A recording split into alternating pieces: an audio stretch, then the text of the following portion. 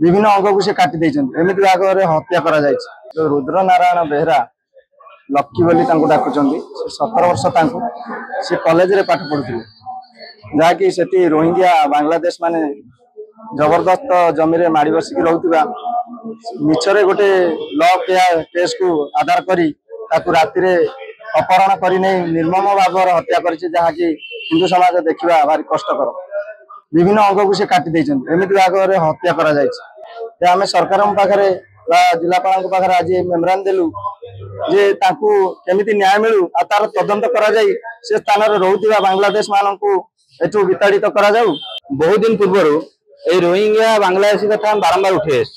प्रशासन मध्य सूची जे से बहुत जगह रही जिला सारा जी कि से एफआईआर कथा कर कौन बेपार ना मिस्त्री ना एम रही आड़ा दे माने रहीबार व्यवस्था खाली ये षड्यंत्र अच्छी जे केमी भारत पुणी थे